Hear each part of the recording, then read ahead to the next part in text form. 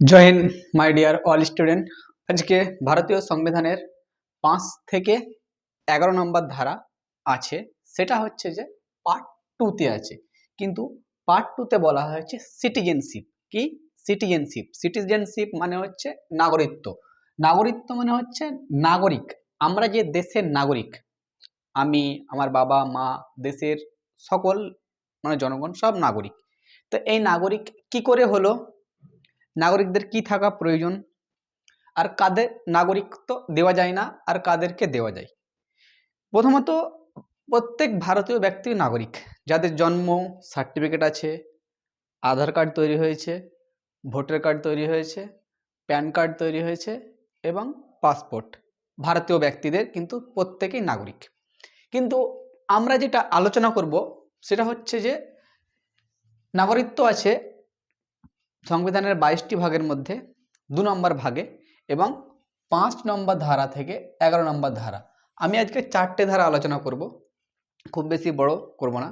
আলোচনা করতে গেলে একটু টাইম লাগবে, এক একটা ধারা কিন্তু মোটামুটি আধ ঘন্টা 30 মিনিট পার হয়ে যাবে। আমি শর্ট আলোচনা করবো। যে 5 নম্বর ধারায় বলা হয়েছে যে সংবিধান কার্যকর হওয়ার সময় নাগরিকত্ব। তোমরা যদি পলিটিক্যাল সায়েন্সের যদি স্টুডেন্ট হও তো তোমরা অবশ্যই জানবে যে সংবিধান গৃহীত কবে হয়েছিল, সংবিধান গৃহীত কবে হয়েছিল এবং কার্যকর কবে হয়েছিল। সংবিধান গৃহীত হয়েছিল 26 নভেম্বর 1949 খ্রিস্টাব্দে। 1949 খ্রিস্টাব্দে কি হয়েছিল? গৃহীত মানে তৈরি হয়ে রেডি হয়ে যায়। কিন্তু সংবিধান কার্যকর হয় মানে জনগণের প্রতি লাগু হয়, এই সবগুলো জনগণের প্রতি লাগু হবে। যে সংবিধান আছে আমাদের ভারতীয় সংবিধান, সুপ্রিম কোর্ট, হাইকোর্ট যেগুলো চলছে, তো লাগু হয় কখন থেকে? হচ্ছে 26শে জানুয়ারি 1949 কিন্তু সংবিধান কার্যকর হয়ে যায়। তো এই সংবিধান কার্যকর হয়, আমরা 5 নম্বর ধারায় কিন্তু আলোচনা করবো এই নাগরিকত্ব সম্পর্কে। তো সংবিধানে কি বলা হয়েছে নাগরিকদের সম্পর্কে? তো যেমন আমরা সংবিধানে দেখি যে নাগরিকত্ব কিন্তু কার্যকর হয়ে গেল, কিন্তু আমরা জেনে নিই যে সংবিধানকে কি কি বলা হয়েছে, যে আমরা নাগরিকত্ব কিভাবে হলাম আমরা। যেমন প্রথমত, ভারতে যারা জন্মগ্রহণ করেছে, ভারতে যারা জন্মগ্রহণ করেছে তাহলে ভারতে তো সকলে জন্মগ্রহণ করে, কিন্তু 1949 মনে করো 1950, 26 জানুয়ারি 1950, এর 5 বছর আগে যত ব্যক্তি জন্মগ্রহণ করেছে সবাই কিন্তু ভারতীয় নাগরিক। এর 5 বছর আগে যত ব্যক্তি নাগরিক জন্ম করেছে মানে তারা ভারতের নাগরিক হয়ে গেছিল। যেমন আমি তো 1950 সালে বা 1945 সালে জন্মগ্রহণ করিনি, তো আমি কি করে নাগরিক হলাম? সেই সময় কিন্তু আমার বাবার দাদাও কিন্তু জন্মগ্রহণ করেছিল, এই সময়তেই হবে 1900 কত খ্রিস্টাব্দে হবে, 1940, 42, 45 ওতে জন্মগ্রহণ করেছে। তারপরে আমার বাবা ধরো মনে করো 1970, 1960-এর দিকে করেছে, 1960। তারপরে 1960 যখন করলে তখন আমার হচ্ছে ম্যাক্সিমাম এখান থেকে যদি 2000, তো এরকমভাবে যখন জন্ম হতে হতে এসছে যখনই, তো আমরা ফ্রিতে নাগরিকত্ব পেয়ে গেছি। জন্মর কারণে কিন্তু আমরা নাগরিক পেয়ে গেছি, আমাদের জন্ম সার্টিফিকেট তৈরি হয়ে গেছে, আধার কার্ড তৈরি হয়ে যাচ্ছে, voter card, PAN card, passport বাকি আছে, এগুলো কিন্তু জন্মের জন্য আমরা কিন্তু ফ্রিতে পেয়ে গেছি। কিন্তু এইগুলো কারা পাবে না? যেমন বিদেশ থেকে আমেরিকান কোনো ব্যক্তি এসছে, অস্ট্রেলিয়ান কোনো ব্যক্তি আছে, তাদের কিন্তু না বাপ এখানে জন্ম করেছে না মা এখানে জন্মগ্রহণ করেছে, তাদের এই সব কোনো কিছু তৈরি হবে না। ওরা ঘুরে বেড়াবে সাধারণ মানুষের জন্য, স্কুল কলেজে পড়ে বেড়াবে, চাকরি করবে, কাজ করবে, সব কিছু করবে, কিন্তু এদের না আধার কার্ড তৈরি হবে, না ভোটার কার্ড তৈরি হবে, না জন্ম সার্টিফিকেট তৈরি হবে। এই সবগুলো ওরা এরকম সাধারণ ব্যক্তির মতন থাকতে পারে না, কোনো ওরা মানে ভোটের যেমন হচ্ছে এমএলএ, এমপি, পার্লামেন্ট, সুপ্রিম কোর্টের মানে উকিল টুকিল হতে পারবে, কিন্তু জজ হতে পারবে না। বাইরে থেকে উকিল এলএলবি পড়তে আসতেই পারে, কিন্তু বড় বড় পোস্টে যেতে পারবে না। তাহলে আমাদের বাবা মানে আমাদের দাদা থেকে কে আসছে? বাবা, বাবার পরে আমি, সকলেই আমাদের ভারতবর্ষে যাবতীয় ব্যক্তি আছে সবাই এরকমভাবে কিন্তু নাগরিকত্ব আমরা গ্রহণ করেছি। তাহলে এখানটায় সেই সময়কার সময় অনুযায়ী নাগরিকত্ব বলা হয়েছে। জন্মর কারণে আমার বাবা মা এখানে জন্মগ্রহণ করেছে, তার জন্য আমরা নাগরিক পেয়েছি, এবং আমাদের পূর্বপুরুষ যত জন আসবে তারাও নাগরিকত্ব পেয়ে যাবে, সেটাই একটা স্পষ্ট 5 নম্বর ধারাতে বলা হয়েছে। তারপরে আমরা দেখব এবার যে 6 নম্বর ধারায় কি বলছে, যে 6 নম্বর ধারায় যেটা বলছে যে পাকিস্তান থেকে ভারতে আসা ব্যক্তিদের নাগরিকত্ব প্রদান। এবার তোমাদেরকে একটু ঘটনা বলছি। ভারত কিন্তু, যেমন এটা দেখছি আমরা ইন্ডিয়া কিন্তু 1947 সালের আগেই পুরো আফগানিস্তানের ধার পর্যন্ত ছিল, আর এ পাশে মায়ানমারের ধার পর্যন্ত ছিল। কিন্তু কি হয়, দেশ ভাগের চাহিদা উঠে, মাং উঠে, এবং দেশ ভাগ হব হয়ে যায়। সেই সময় যারা মনে করেছিল মারপিট ঝামেলা কাটাকাটি আমরা পছন্দ করব না, বিভিন্ন জায়গায় মুসলমান হিন্দুতে মারপিট লেগেছিল, মানে এমন মারপিট যে হিন্দু মুসলমান টাকা দিয়ে, মানে বলে না ওকে মার্ডার করলে 10 টাকা পার পিস মার্ডারে দেবো, এরকম ব্যক্তি হয়ে গেছিলো, যে এত মানে কাটাকাটি হতে লেগেছিলো। যারা মুসলমান ছিল তারা বললো যে এই হিন্দুদের সঙ্গে থাকবো না, আমরা চলে যাই পাকিস্তানে। কেউ পূর্ব পাকিস্তানে গেছে, কেউ পশ্চিম পাকিস্তানে গেছে, আগে থেকে কিন্তু চলে গেছিলো। তারা কোথায় গেছিলো? ওরা পাকিস্তানে চলে গেছিলো। তাহলে পাকিস্তানে যখন চলে যায়, যখনই চলে গেল, ধরো 1947-এ কিন্তু আমাদের ভারত স্বাধীন হয়েছে।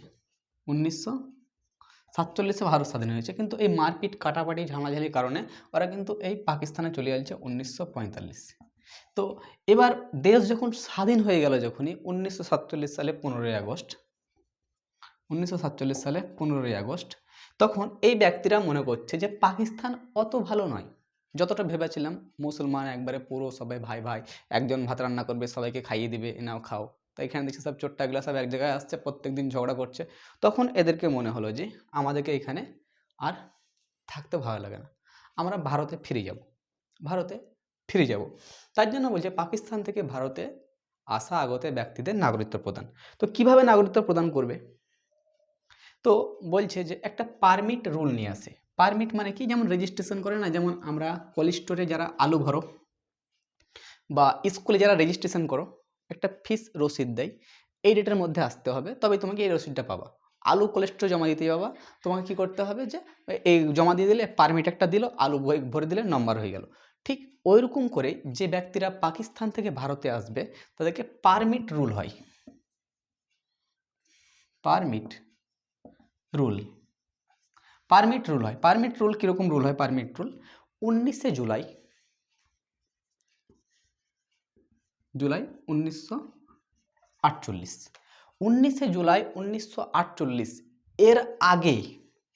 এর আগে 1947, 1946 যারা চলে এসছে ভারতে, তাদের কোনো টেনশন নেই, ওদের পারমিট রুল লাগবে না। কিন্তু কি বলছে দেখো, যারা 1947 এর পরে, 1948 এর পরে যারা আসতে চাইছো, তাদেরকে কিন্তু 6 মাস ওয়েট করতে হবে। 6 মাস ওয়েট করতে হবে, মানে দাঁড়াতে হবে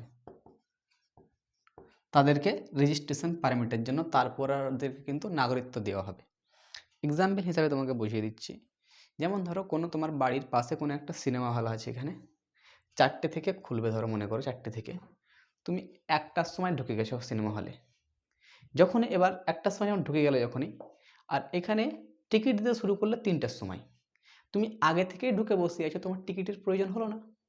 ঠিক একই রকম এখানটাই যখন বলে যে পাকিস্তান থেকে ভারতীয় আসা ব্যক্তিদের নাগরিকত্ব দেওয়া হবে, তখন কোনো কিছু ব্যক্তি 1947, 1948 জানুয়ারি, ফেব্রুয়ারি, মার্চে চলে এসছে, কিন্তু জুলাইয়ের আগে চলে এসছে, 19শে জুলাই, তাদেরকে কোনো পারমিট রাখলো না। কিন্তু যারা 19 জুলাইয়ের পরে যারা এসছে, তাদেরকে একটা রেজিস্ট্রেশন পারমিট দেওয়া হয়, এবং সেই পারমিটের মাধ্যমে তাদেরকে নাগরিকত্ব দেওয়া হয়। বুঝতে পারলাম?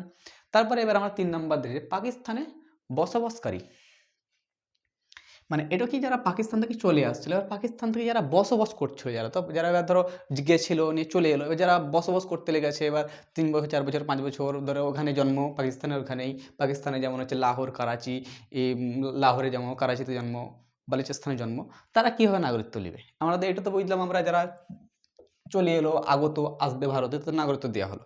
তো সেখানে বলা হয়েছে পাকিস্তানে বসবাসকারী নাগরিকত্ব যারা বলছে 3 নম্বরে, আমি এটা মিটিয়ে দিই, বোঝাতে সুবিধা হবে।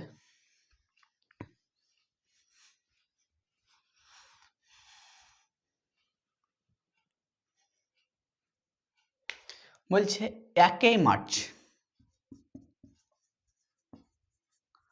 1948, 1 মার্চ 1948, 7 নম্বর দেখো, পাকিস্তান থেকে বসবাসকারী ভারতীয়দের নাগরিকত্ব প্রদান। যারা পাকিস্তানের লাহোর, করাচি যেখানে বসবাস করছিল, ওদেরকে মনে হলো যে পাকিস্তান আর ভালো নাই, আমরা চলে আসব। তো ওদেরকে কি করতে হলো, 1 মার্চ 1948 এই তারিখের আগে কিন্তু ওদেরকে চলে আসার আদেশ দিল, তোমরা চলে এসো। এবং যাদের ইচ্ছা হলো তারা কিন্তু চলে এলো, তাদেরকে নাগরিকত্ব প্রদান সেই সময় কিন্তু দেওয়া হয়েছিল। আমি আগেই বলেছি নাগরিকত্ব কিভাবে নেওয়া হয়, কারণ আমরা সকলে আছি 5 নম্বর সংবিধান কার্যকর হওয়ার আগে থেকেই আমাদের জন্ম এখান থেকে। 2 নম্বর যারা পাকিস্তানে ছিল, ভারতে ছিল, পাকিস্তানে চলে গেছিলো, ওরা আবার আসতে চাইলো, তারা চলে এলো, নাগরিকত্ব দেওয়া হলো। আর যারা বরাবরই পাকিস্তানে বসবাসকারী ছিল, মানে একদমই ওই বালুচিস্তান, লাহোর, ওখানে মানে ওদের ঘর বাড়ি ওখানে ছিল, ওরা মনে হচ্ছে না আমরা ভারতে আসবো, ভারতে থাকবো, তাদের জন্য পাকিস্তান থেকে বসবাসকারী ভারতীয়দের নাগরিকত্ব, ভারতীয়দেরকে নাগরিকত্ব প্রদান করছে। যেমন ধরো পাকিস্তানে, ধরো কি বলছে, পাকিস্তানে বসবাস করে ভারতীয়দের নাগরিকত্ব প্রদান। তাহলে যারা, এছাড়াও যারা পাকিস্তান থেকে, ভারত থেকে পাকিস্তানে যারা চলে গেছিল, বসবাস করতে লেগেছিল, তাদেরকে কিন্তু নাগরিকত্ব দেওয়া হলো 1 মার্চ 1948। এর আগে যারা চলে আসবে তাদেরকে নাগরিকত্ব দেওয়া হবে। কিন্তু এখানটায় কি বলা হয়েছিল যে রেজিস্ট্রেশন করতে হবে। কি করতে হবে? একটা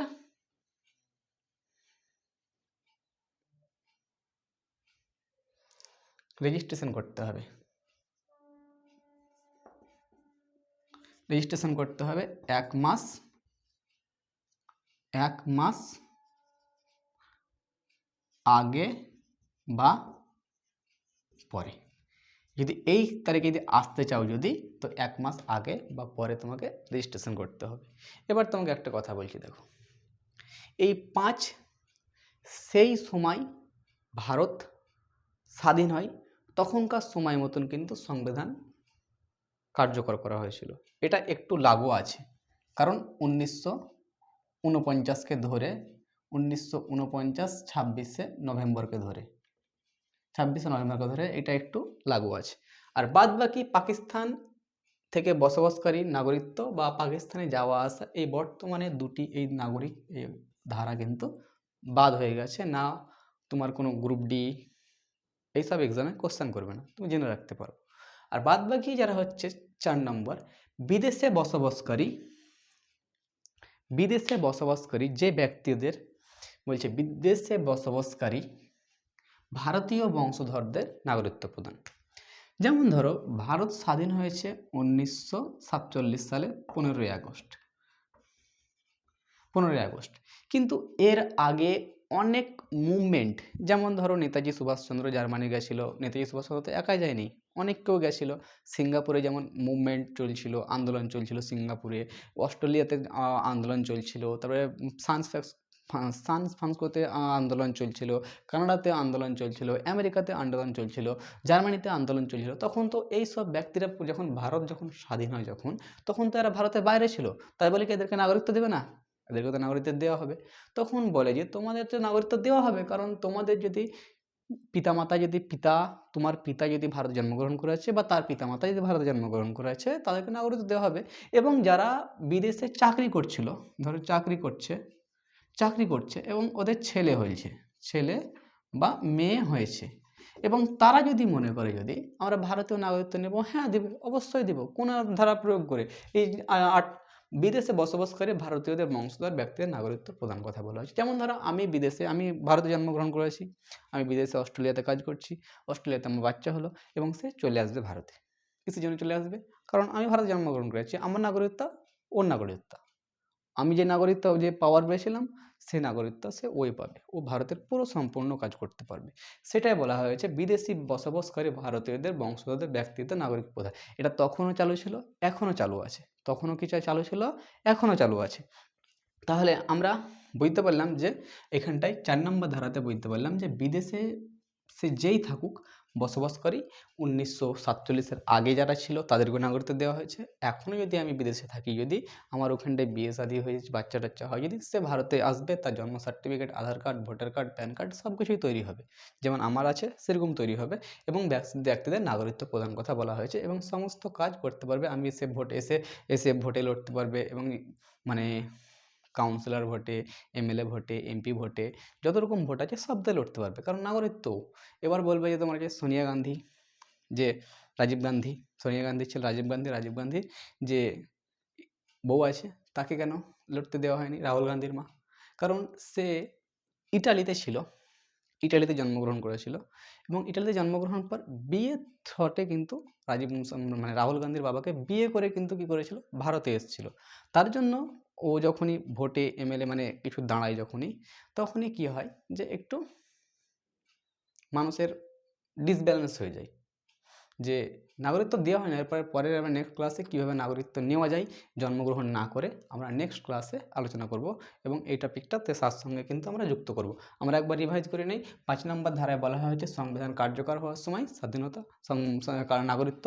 6 নম্বর ধারায় বলা হয়েছে পাকিস্তান থেকে ভারতে আসা ব্যক্তিদের নাগরিকত্ব এখন কিন্তু বাদ।